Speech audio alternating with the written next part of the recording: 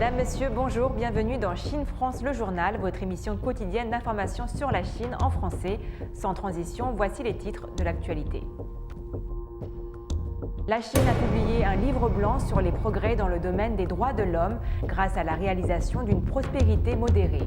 Les entreprises publiques centrales commencent à déménager à Xiong'an, une zone destinée à délocaliser de Pékin les fonctions non essentielles à son statut de capitale. La Foire internationale de commerce des services de Chine 2021, placée sous le thème « Vers un avenir numérique et le développement axé sur les services », se tiendra à Beijing en septembre. Lutter contre la pauvreté grâce à l'énergie solaire. En Chine, les revenus générés par les centrales ont été utilisés pour créer des emplois et financer de nombreux programmes de développement. La Chine a publié jeudi un livre blanc expliquant comment la réalisation d'une prospérité modérée à tous égards représente un progrès complet dans la garantie des droits de l'homme universels en Chine et une nouvelle contribution à la cause mondiale des droits de l'homme. Intitulé « Prospérité modérée à tous égards, un autre jalon réalisé dans le domaine des droits de l'homme en Chine », le livre blanc a été publié par le Bureau de l'information du Conseil des affaires d'État. Un livre blanc est un document de référence, un recueil d'informations factuelles traitées de manière objective sur un sujet particulier. Le livre blanc a annoncé que sous la direction du Parti communiste chinois, le peuple chinois a réalisé la transformation historique de la pauvreté en un accès sûr à la nourriture et aux vêtements, en une vie décente et enfin en une prospérité modérée. La prospérité modérée en Chine, selon le livre blanc, est évidente à tous égards. Une économie dynamique, la démocratie politique, une culture florissante, l'équité sociale et des écosystèmes sains, un développement équivalent entre les régions urbaines et rurales et un haut niveau de respect et une protection complète des droits de l'homme. Le livre blanc indique que la réalisation de la prospérité modérée en Chine est un fondement solide pour les droits de l'homme. Il expose les sujets sous 5 aspects: réaliser la prospérité modérée et faire progresser les droits de l'homme, mettre fin à l'extrême pauvreté et garantir le droit à un niveau de vie adéquat, promouvoir les droits de l'homme avec le développement et garantir les droits économiques, sociaux et culturels, protéger les droits civils et politiques avec la loi et la gouvernance, favoriser l'équité sociale et protéger les droits des groupes spéciaux. Le livre blanc a salué la réalisation de la prospérité modérée en Chine, un pays avec une population représentant environ 1/5 de la population mondiale, soit un jalon dans l'histoire des droits de l'homme du monde. Il ajoute que l'approche et l'expérience de la Chine ont fourni une voie distinctive pour les progrès de l'humanité. La Chine a également annoncé l'élaboration d'un plan sur la promotion de la construction d'un gouvernement respectueux du droit. Ce nouveau plan quinquennal sera en place jusqu'en 2025. Selon l'agence de presse officielle Xinhua, les autorités entendent aussi développer des législations dans des secteurs comme l'économie numérique ou l'intelligence artificielle.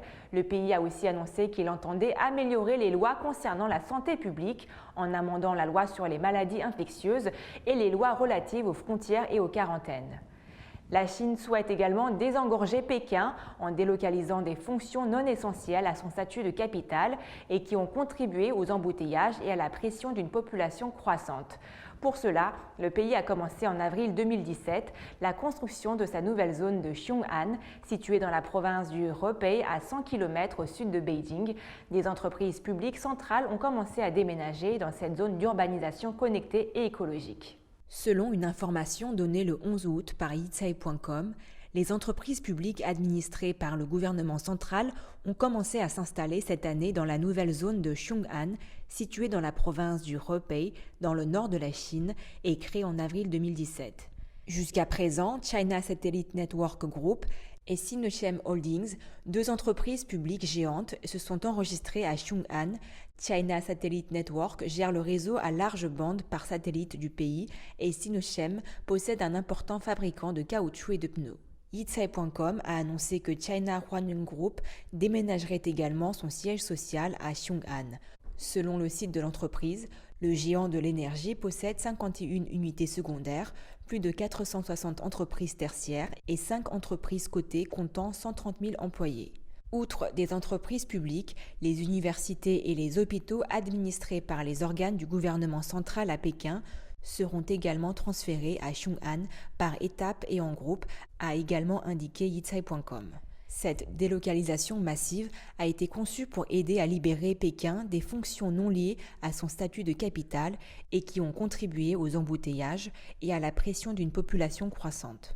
La nouvelle zone est également un élément central de la volonté d'intégrer le développement de la province du Hebei avec ses deux voisins plus riches, Pékin et Tianjin. Les Jeux olympiques d'hiver de 2022 qui seront célébrés à Pékin arrivent à grands pas et des tramways spécialement conçus pour l'occasion seront bientôt à l'essai à Zhangjiakou.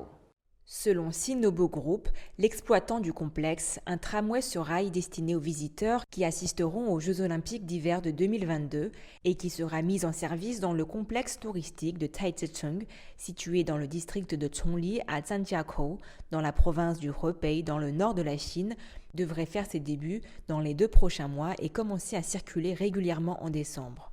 Chongli, qui se trouve à environ 200 km au nord-ouest de Pékin, accueillera la plupart des épreuves de ski lors des prochains Jeux. Le complexe de Taizicheng se trouve dans la partie centrale de la zone de compétition du district. Le complexe est situé près de la gare de Taizicheng, à partir de laquelle des trains à grande vitesse peuvent convoyer des passagers vers Pékin en 50 minutes environ. Des tramways de correspondance couvriront certaines installations de soutien olympique, notamment la place des récompenses, des rues commerçantes, un centre d'exposition international et des hôtels. La ligne de tramway de 1,6 km est conçue pour des trajets courts entre les principaux éléments du complexe. Elle passe et s'arrête à des endroits clés, notamment un parc du patrimoine. Le long de la voie ferrée se trouvent 6 stations pour le projet de première étape. D'autres sont envisagées à l'avenir. 3 tramways seront mis en service à l'essai en décembre. Chacun mesure 27 mètres de long et 2,65 mètres de large, avec 48 sièges passagers et des dispositifs pour ranger le matériel de ski. Selon Sinobo Group, les tramways sont conçus pour circuler à une vitesse allant jusqu'à 70 km/h avec chacun 150 passagers. La Foire internationale du commerce des services de Chine 2021, placée sous le thème « Vers un avenir numérique et le développement axé sur les services », se tiendra du 2 au 7 septembre au Centre national des conférences de Chine et au parc Shugang à Beijing. L'exposition thématique sur les services de santé, l'une des 8 expositions thématiques cette année, attire particulièrement l'attention sur fond de Covid-19 cette année. Cette exposition thématique sur les services de santé sous le thème « La santé numérique, l'innovation et l'intégration » comprendra des activités en ligne et en présentiel, comme des expositions et des forums professionnels. Elle vise à montrer la capacité d'innovation chinoise dans la technologie et les services médicaux, les produits médicaux qui résultent de l'innovation, ainsi que la qualité du développement des services de santé, de manière à élargir l'ouverture du secteur chinois de la santé et à créer une bonne dynamique avec des résultats gagnant-gagnant sur fond de prévention et contrôle régulier de la Covid-19.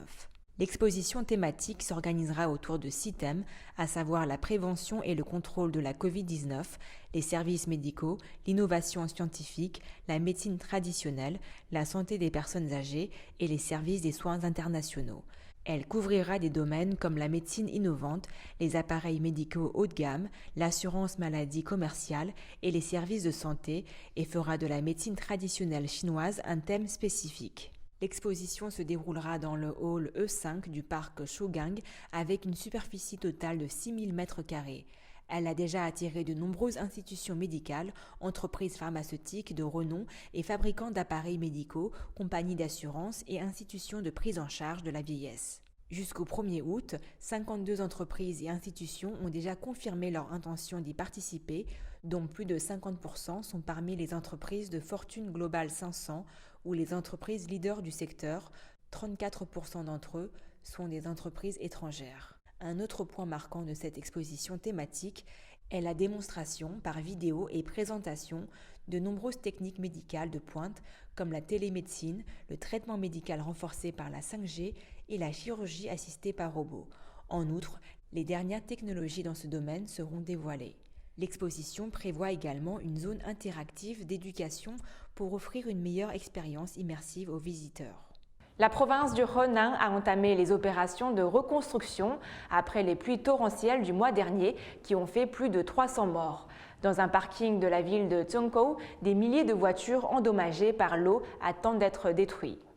Des pluies torrentielles jamais vues en 6 décennies avaient frappé le 20 juillet la capitale provinciale Zhengzhou, où la plupart des morts ont été recensés. En 3 jours était tombé l'équivalent de près d'une année de précipitations. Avec la montée des eaux, des automobilistes avaient été piégés dans des tunnels routiers ou des parkings souterrains. Des milliers de voitures et bâtiments ont également été détruits ou endommagés. Les autorités chinoises ont estimé les pertes économiques dues aux inondations à 133,7 milliards de yuans, soit 17,8 milliards d'euros. Au moins 238 000 voitures endommagées ont été envoyées dans des cimetières à voitures, comme celui de la banlieue de Zhengzhou, a déclaré mardi à la télévision publique Ma Chao, chef de l'autorité de régulation des assurances du Henan. Le projet d'énergie solaire photovoltaïque, l'un des principaux programmes ciblés de lutte contre la pauvreté en Chine, a largement contribué aux efforts de réduction de la pauvreté du pays, selon un livre blanc publié en avril par le Bureau de l'information du Conseil des affaires d'État. Le projet d'énergie solaire photovoltaïque, l'un des principaux programmes ciblés de lutte contre la pauvreté en Chine, a largement contribué aux efforts de réduction de la pauvreté du pays, selon un livre blanc publié mardi par le Bureau de l'information du Conseil des affaires d'État. Dans les zones disposant de ressources solaires appropriées et de conditions appropriées, le gouvernement a financé la construction de centrales photovoltaïques qui appartiennent collectivement aux villages locaux. Les revenus générés par les centrales sont entièrement consacrés à la lutte contre la pauvreté. À la fin de l'année 2020, 100 000 villages chinois avaient installé des centrales photovoltaïques, générant un total de 18,65 millions de kilowatts d'électricité et apportant un revenu annuel moyen de 200 000 yuan, soit environ 30 000 $ à chaque village. Les revenus ont été utilisés pour créer des emplois d'assistance publique, financer de petits programmes d'assistance publique et offrir de petites primes et subventions, indique le livre blanc. La réduction de la pauvreté grâce à la production d'énergie solaire a permis de renforcer la capacité de développement indépendant des régions pauvres en aidant les régions défavorisées et leurs habitants à trouver des emplois localement. C'est la fin de votre journal, merci de l'avoir suivi. Pour vous abonner à la chaîne YouTube de Mandarin TV, rien de plus simple, il vous suffit de cliquer sur s'abonner en bas à droite de la vidéo et pensez également à activer la petite clochette de notification pour ne rien rater. Très belle journée ou très belle soirée à tous.